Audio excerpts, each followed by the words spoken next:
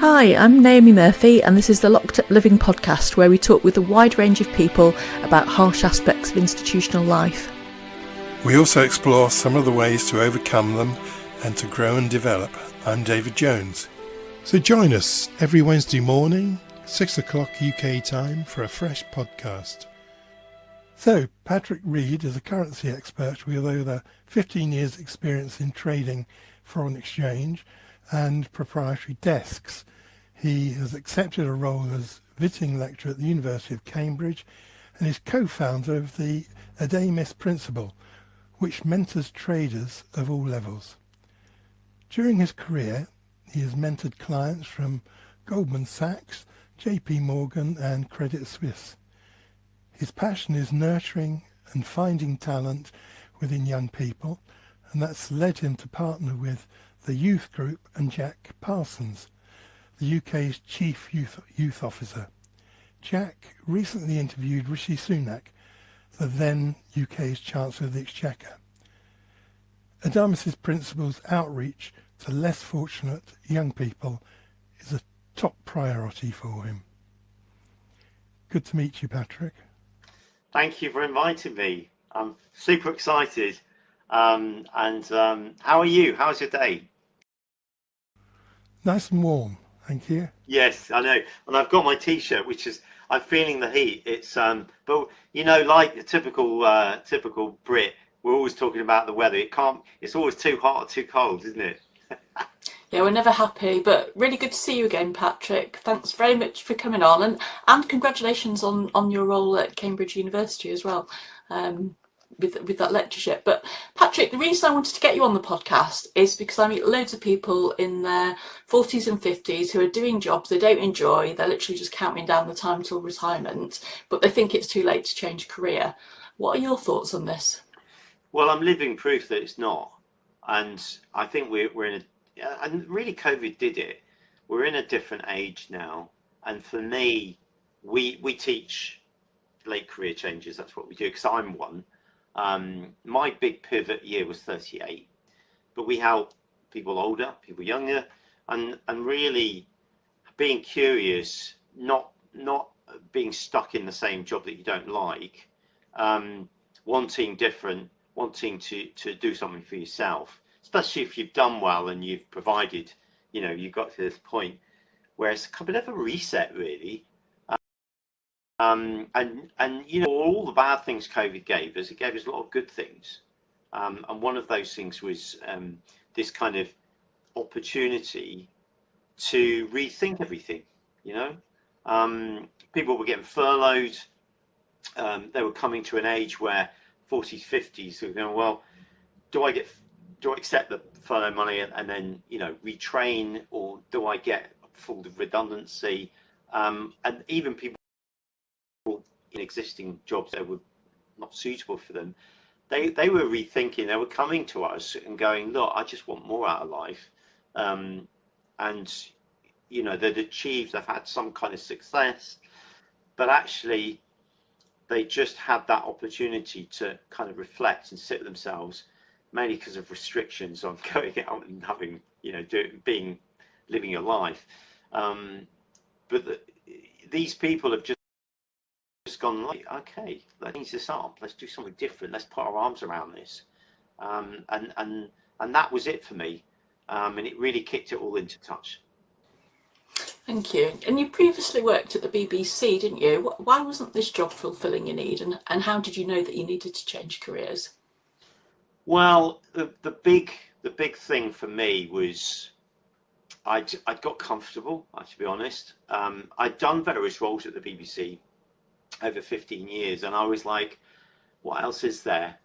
You know, being in a huge corporation, loving it, loving the people, loving the work, but not really deeply feeling satisfied.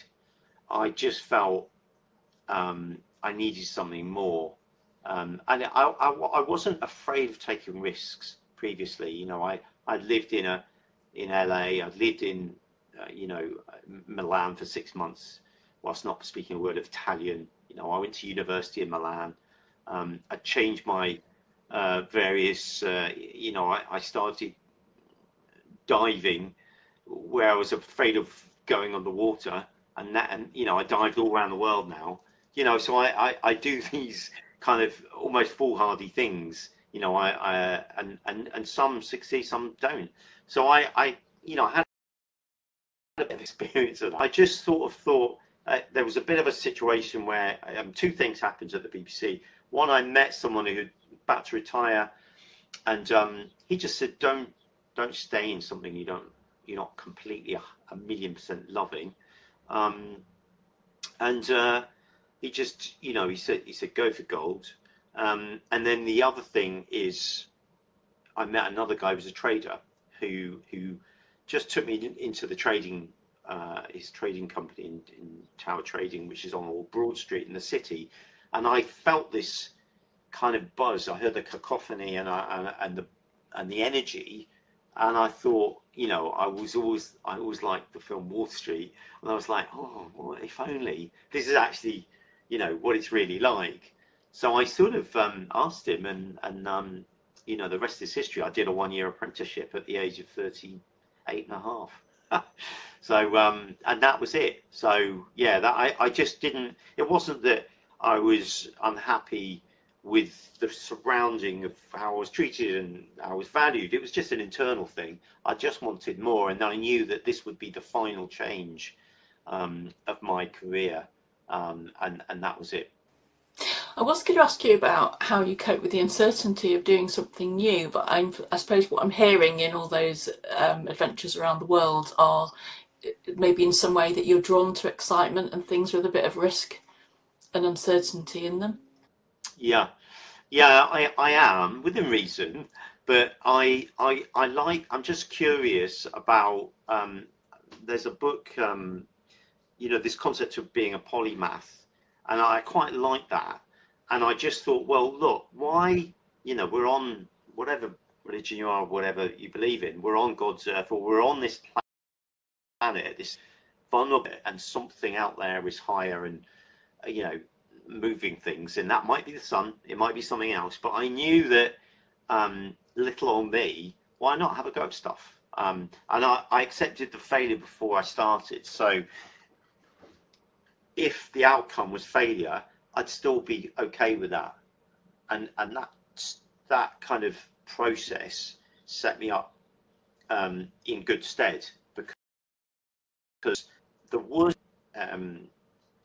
for me is not taking the risk. That's the riskiest thing, because essentially you're bleeding out, you're wasting away, and then it's coulda, shoulda, woulda, Harry hindsight. All this stuff goes on, FOMO. And that's fear of missing out, and I didn't want that. And what's the worst? Like I used to be a DJ. I think I told you I used to be a DJ, and I couldn't write music, and I used to produce, and I couldn't produce. So I did it, and I got in the charts. I got to number 74. It lasted 1 week. I mean, why not? If you look on YouTube, whatever, everyone's a star.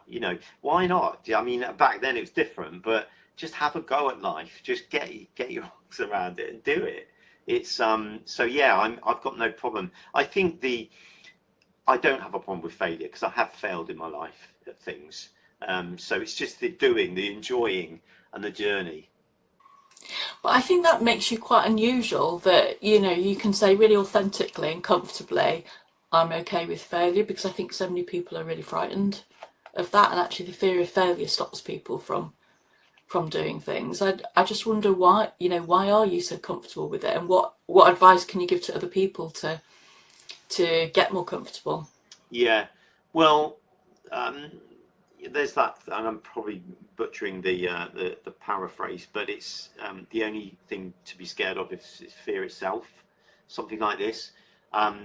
And the other thing which I really love is the Mark Twain quote. I'm full of quotes right now. I don't know why, but it's something to the tune of, I've had so many difficulties in my life, and some of them actually happened, and I love that. I just really, and that's what I take. I take little things like that I pick up and poach and see and hear from friends, and I just think fear is not really, it's a direct correlation to risk. So if you can mitigate your risk, then fear gets removed. And I use that with my trading, actually. So, coming back to your question, Naomi, is that, if you accept the outcome and trust the process, it doesn't matter, because you've actually you've learned something, and you enjoy the process. When I'm, on my deathbed and I've got hopefully some grandkids and all that stuff, I'm not gonna say, oh, I wish I did that. If I died tomorrow, I'd be fulfilled, because I'm living life to the full every day, and that includes having loads of like howlers. The things I've done, it's like it hasn't been plain sailing, but boy, what a blast. It's just like, oh, I love it. Thank you. And what are you doing now, Patrick? Yeah, so I'm co-founder of a business, a FX consultancy, and we mentor traders at all levels. We help late career changers. I trade myself. Obviously, I'm a visitor lecturer at Cambridge. It's amazing. I travel. I've got clients all over the world, and I'm just into markets. I look at markets. I look at how governments react. I was very close to the Liz Truss debt market crisis a couple of years ago, and I'm an expert. I'm on BBC News, and I'm pretty close with the US elections coming up. I'm pretty close with monetary policy globally for each central bank. So I'm very active in from a trader's perspective on what's good for the economy, and I that's really my passion is economics. But I would say I'm an expert in economics, but of the spit and sawdust variety. So it's very much with a trader's hat on. But yeah, that takes up most of my days. But I travel. I have a great life today, and it's just because I'm never surprised. I'm never surprised at what markets can throw at me. Because there's always, it's always amazing, is what I'm trying to say, that there's always something different.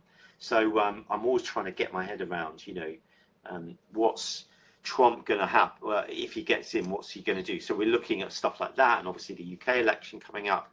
But yeah, I just love it. I just, and I love talking to, I love talking to people much smarter than me, and learning. My day is constantly learning. And why were you attracted to trading in itself? In the narrative of your life, what sense do you make of why you've ended up as a trader? Yeah, I like many people, wanted to make lots of money, and I fell in love with Wall Street, the original film, and I was like, I wonder if it's really like that. I'm just curious to know things I don't know, so that was a bit of quite a good alloy mix. And then I had an opportunity, really, and I knew it was going to be brutal and hard, but you know what? If it was easy, everyone would be doing it really well. So yeah, I just did it. I knew the results and the outcome. If you're good, and I've been fortunate that markets have been kind to me. I knew the upside would be so satisfying, so nourishing, not just with money, but with my freedom and my time, because I wasn't married to a 40-50 hour week. I wanted to do things I really want to do in my life. So those are the reasons.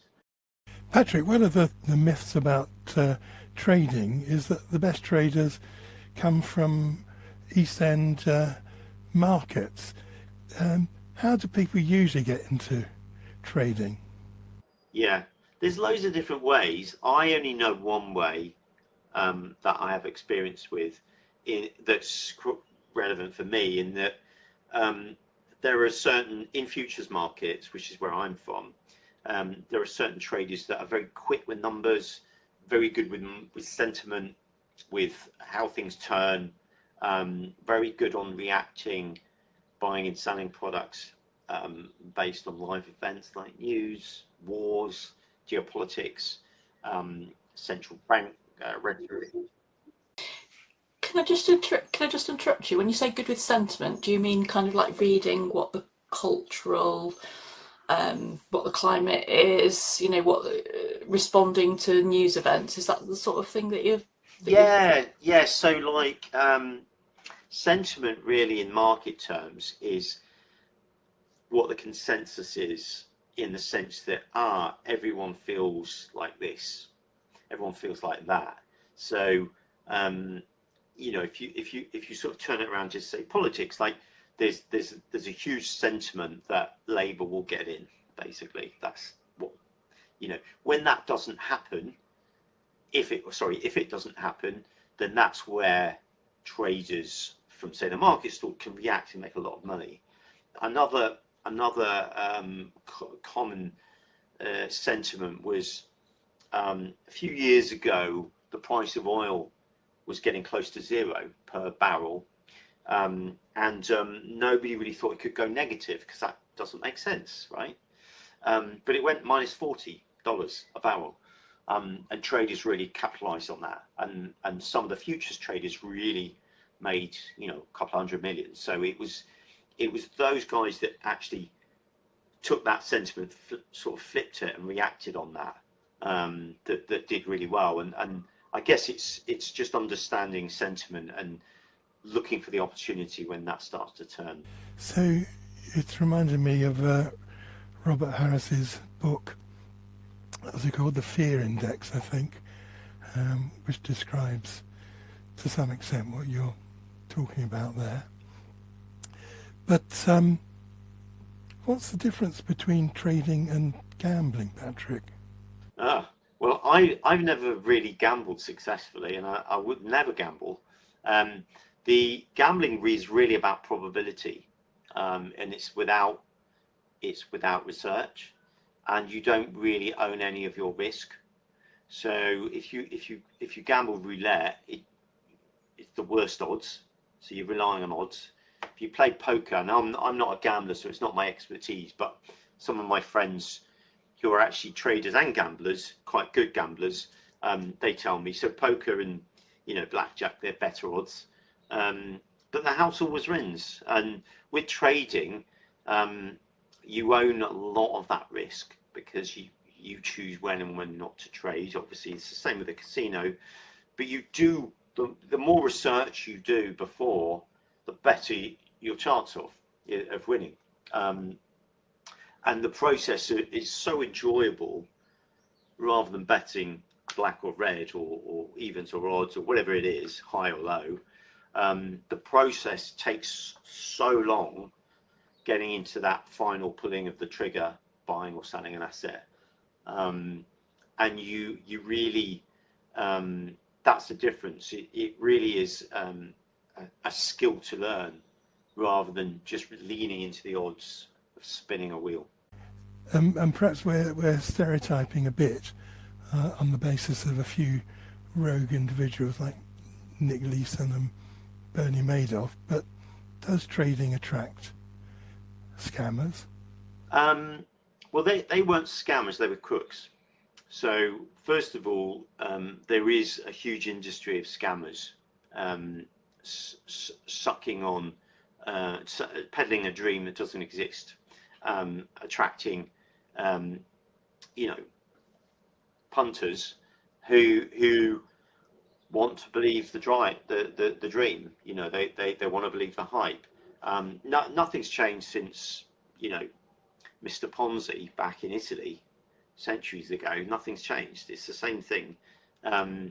If it looks too good to be true, it probably is. You know, all of this stuff. These are sayings that will remain with us. And you know, do diligence, do your homework is the key thing. But you know, a lot of people don't do that. A lot of people don't choose to do that because it's actually hard work. So you know, Messi doesn't put on a football boot and scores every time. because he's got hand-stitched boots. You know, he puts in the work and he's fit and he's skillful. You know, that's the same with any skill, any training skill. And coming to the Madoffs and the you know, Nick Leesons and all that stuff, they exploited loopholes and you know, and broke the law basically. Interestingly, I've just seen that Madoff Netflix drama, and it was fantastic. And also, it just goes to show you. I mean, one of the scenes in that Madoff Netflix drama was he used to have this. He went to the local golf club, and he used to have this thing where anyone that wanted an introduction or whatever, he'd say, "I'm not interested," you know, and that was obviously like the opposite reaction. Anyone that doubted his performance, he'd show them a chart with a line going from 0 to 100, and it was a perfect 45-degree angle. That was the same chart he used in all the board meetings for decades. It never moved, and that in itself just is not real. Nobody can do that. Having that consistent kind of, you know, you get that. So, you know, it's a classic, you know, somebody of that stature turning into a crook and then manipulating, you know, and selling the dream that didn't exist. You know, with Nick Leeson, he lives in Ireland now. He's kind of turned things around. He's an after dinner speaker, I'm sure you know, but again, you know, he's from Futures. I'm from Futures. Back then, there were a lot less checks on the back office to the front office, and you know, when you are a big trader, people turn their blind eye. You know, the compliance, especially back then, it was like, well, hold on, this guy's making hundreds of millions. I don't really care what he's doing, because he's making the bank hundreds of millions, and the chairman will give him a free pass to do whatever he wants. So that's not new. It will forever be going on, and that's, you know, it will continue to happen. Hopefully a lot less, and it has happened a lot less because of regulation. But you know, before 2008, I mean, look at the Lehman crisis. That was another a lot of wrongdoing. You know, and a lot of that hasn't been proven. So it is what it is. But yeah, you're right. There are a lot of people out there. I mean, even like my friend, a good friend of mine, for some reason, it didn't ask my advice on something, and I was like, okay, so he's signed up with a broker that's guaranteed 50% returns every month, and I just shook my head, and obviously that's just a scam, and he's lost several £1,000s.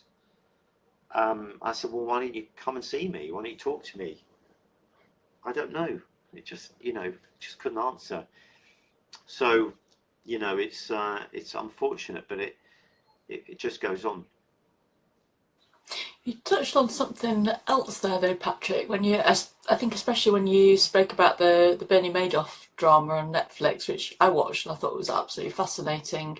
But what is fascinating is also the stupidity and complicity of major banks in that process as well. So, you know, you're describing this chart that gets pulled out at every meeting, but actually you'd think there are people there who'd be sharp enough to know that that couldn't possibly be the case. You know, it's quite astounding really to people outside the industry. Well, is it? I mean, in the cold light of day, yeah, sure. But when you're there, and you know, he was head of NASDAQ, it's a difficult thing. I mean, look at Theranos, right? Classic. Look at FTX, right? Classic. You know, this kind of thing. You know, Theranos, you just think, well, hold on, they stole an existing Edison machine and put their sticker on it. And, you know, the likes of Bill Clinton, Mr. Schultz, you know, it would be top, smart, wealthy billionaires. But, you know, they kind of got sucked into it. So yeah, I mean, it's great that we can sort of talk about this now, but it just beggars belief. Look, I've just watched this thing called We Crashed. Have you seen it? It's just incredible. It's about WeWorks, and it's got Anne Hathaway, and it's brilliant. I've been watching some of that, and that just collapsed in COVID. But there was a lot of mavericky smoke and mirrors with the numbers. SoftBank was suckered in giving WeWork billions, and turned the blind eye because they saw this next. Everyone wants to discover the next Steve Jobs. Everyone wants to be that kind of, oh yeah, I'm the guy who met Zuckerberg. I'm the guy who, the next Nvidia with AI. I'm the bank who funded and bankrolled. Do you know what I mean? So there's a bit of that as well. So it's ego. And in these kind of tech startup type meetings, you can slice and dice, and it's all about projections anyway. So you're kind of, in many ways, I mean, you look at some of the bank crisis in on that side, in the last few years, it's like, they drink this Kool-Aid, don't they? Everyone in San Francisco has got this kind of like, yeah, everything's great, it's tech, and then you don't need much to launch a $1 billion IPO that's overvalued 5 to 1, I can't remember what I read, but where I read it, but I read something recently which was basically the better educated, the smarter you are, the more likely you are to be gullible, I believe. Yeah, I get it. I definitely good old gut instinct and brass tacks and risk management. Yeah, I mean that is so much more important than a fancy word or an idea of a projected P&L. But the attraction of piles of money is very tempting. I mean, even when I go to my spam folder to delete them, I look down, and of course I wouldn't ever reply to anyone, but I can feel the pull there. 200 million from somebody for nothing. It's just there. But how could the industry better protect itself from the kind of, not the foolish ones like I may be, but from the ones who spot a chance and who are corrupt? Go to the FCA. They've got a list of people they don't trust. That's a good start. Call them up, have a chat with them. Usually, at the very least, tell a friend, right? Tell a friend, maybe not who's in finance, but just to tell that there's a whole industry, a subculture of scams that play on this. A lot of it stems from Greek tragedy. It plays on your emotions, and it assumes that you're not happy. It assumes that you're in a dead-end job. It assumes that you're trying and failing again and again, knocking your head on the brick wall. And if you see the setups, it's all story and theatre. If you see some of these adverts, they play on these emotions, and then comes the solution. For a minimum amount of risk, you get the maximum amount of reward. This is all old stuff. It's all old storytelling. So they really play on your emotions. So look, at the very least, tell a friend, ask your friend. Don't get on the call. Don't click on any links that the email has sent you if it gets through your junk folder into your inbox. Call the FCA, forward it onto the FCA. If they're legit, the FCA will probably respond, or if not, call them, and at least you've checked, right? I would say if they're offering you something that is quite fantastical, it's a scam. Anything from zero or no risk to £50,000 a week upwards, or even less than that. That just doesn't happen. And the other thing is, yeah, do all of that. And if there's any feeling in yourself of, if you're seeing any images of Lamborghinis, centre court at Wimbledon, spas, skiing in St Moritz, attractive people with bright teeth, this kind of stuff, maybe that's an alarm bell.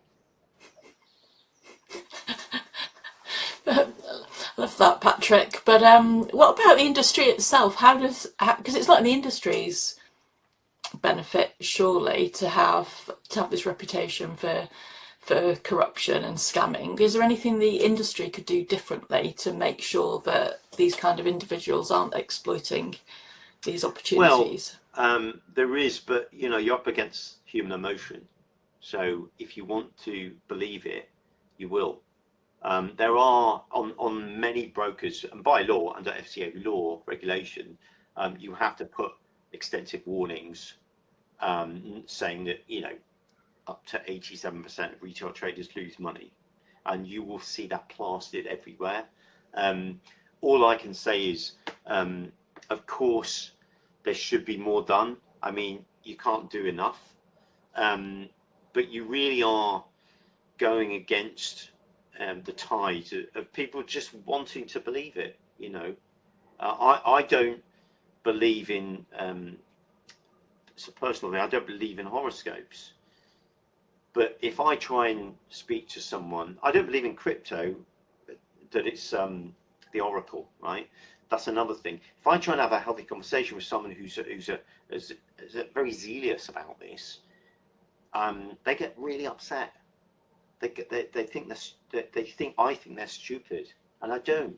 I'm just having a healthy conversation to find the truth. So if somebody is on this multi-level marketing or a kind of, or even a separate thing, and even a Ponzi scheme, and they're saying, well, I put in this amount every month and I get that back. If you try and kind of say, well, have you thought about this? Have you thought about that? It's very difficult. But yeah, look, social media, people like myself, I'll be blasting it on my social media channels.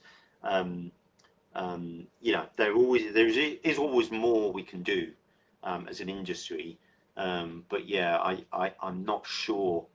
I'm not sure how effective that will be.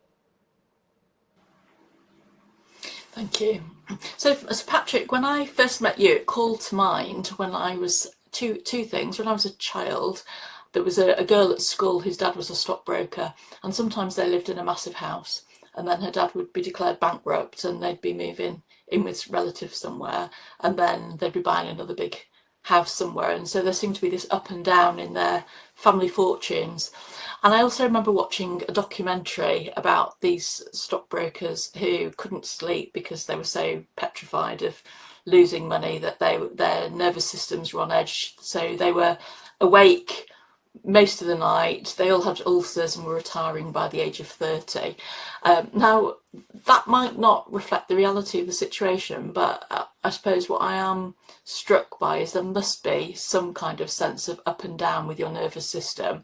The highs and lows. If you lose a load of money, that can't be good, but also equally the excitement when you win with the system. So how do you manage your own nervous system? Yeah, just training, and like any skill, I walk away, I go to the woods, I go for a swim. I have mechanisms that I've learned over the years, that have been taught over the years, knowing not to revenge trade, to just do normal things, not get involved, not look at. I have my day is structured that I don't trade on my phone. I generally have my phone switched off or on silent, so it's on kind of away from me when I'm in my job. And I generally get up really early, do my things in the morning, do my macro show for my clients, put on my bids and offers for my trades, go about my day, come back about 4, close it all up. Then I have a nice early evening. And I've been doing it like that for quite a while. And I'm just easier to, it's easier to switch off, because I know I've been up and down in my success. So I just know it's just a game, it's a market, it's a job, it's not my life. Even though I am really interested in the subject. But yeah, I mean, some people have a trickier time than other people. I think back today, brokers have a different kind of role. All they do is match buyers and sellers, so there's not so much anxiety involved. If you are a trader and you're trading somebody else's money, you might lose your job. But if you're trading your own money, it can be all consuming. But yeah, I mean, I have a process, a risk parameter process, and I also have, I take time out to, shall we say, pray and do spiritual stuff. Quite clumsy at doing that, but it works. Just to get clear and do. I like the outdoors, and that really helps with me as well for the stress. I go to the gym as well. Do you think some people are temperamentally unsuited to the kind of work you're talking about, Patrick? Yes, definitely. I think quick winners, people that aren't interested in the subject, people that think it's easy, people with no respect for risk, people who are unhinged, people who go for the fast cars. They're not going to last. The people who want to do it because they love the subject, people who are resilient, but resilience is learnt really. Those are the ones that will last, I think. It does take time. I would say give yourself at least a year. It took me a year before I made some good money. And a year of being beaten up every day by the markets. If you can last that, you can do anything. So it just takes that long. Markets are like the weather. They're like life, and sometimes you get a nice day like today. Last weekend it was just chucking it down in Amsterdam. So you just don't know. You'll get a freak gust of wind, and it can just flip you over. So steadying the ship and having that anchor when you need to drop it is important. So yeah. Thank you. And you've given us a great description of how you manage your own life. But would you have any tips for any of our listeners about how they can cope with high levels of risk in their lives? Yeah, just write it out. I've got, see all that, it's paper. And I've got all these pens on my desk. And I've got loads of, I think I need shares in Stabilo, Boss. Am I allowed to say that on the TV? But highlighters, and I love it. And I just write out my to-do list. I write out the what's happening, and I look at the options, and I just take a deep breath, and I just go, it's gonna be fine. I see what's planned out. A lot of it is in my head anyway. But that's, I talked to a friend, and it's just a very calming thing. And when I look at my calendar, I just focus on today. I don't look at, if I looked at my next month's schedule, I'd be like, oh, like today I've had like 7 or 8 appointments, but like today, I just look at what's needed right now, then separate that. Clear it, do it, what's next? Separate that, clear it, do it, what's next? That's the kind of thing. Use those little compartments, and I love ticking my list off. It doesn't mean I have to do everything. I'm not married to my list, but I love ticking things off. And at the end of the day, unless it's something different, I tend not to work after 6. Definitely, I'm winding down by 4:30.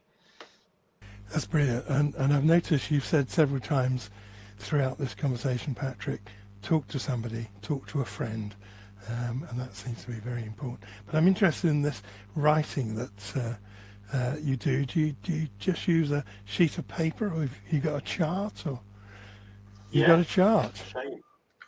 But there's my things to do list, Right. right? That's today. And I do. This is my Adamus daily, so that's my market view every day. That's today, right? And I just, I have that and I write it out. I go, oh yeah, that's my day. That's it. That's what's happening. And it's just a really nice kind of. I like to walk around with it. I'll put the kettle on. I have a little look. Yeah, it's nice. And it kind of it's tangible. You can. It's like it's old fashioned, I guess, but I like it. It's rather than like Excel docs, and I mean I have my charts and I have loads of spreadsheets and stuff, but there's nothing really. When I've got a really bad memory, and when I write stuff down, I remember it. There's something about that. It's really special, actually, and it's yeah. I just sort of it just connects with me, and I know I've got it. In when the I can't believe how long it was, 24 years ago. When the millennium happened, there was all this scaremongering about everything is going to go offline and all this stuff. So I was like, right, well that's okay. I'm going to be fine because I write it down anyway. In this cupboard, there are years of these. Like, don't. I was going to say keep it secret, but it's a bit late now. So when I look back at all the years, I'm like, oh yeah, I wonder what happened a couple of years ago when that happened. I can actually look and see how I was writing and what emotion I had, and all the different assets, and it's really good rather than looking on a computer. Just the way I do it. So yeah, I just love writing. Yeah, it's quite therapeutic as well. That's fantastic. Thanks very much, Patrick. That was really illuminating. Oh, thanks. Good to catch up with you again, Patrick. Yeah, thank you so much. Amazing. Nice to see you.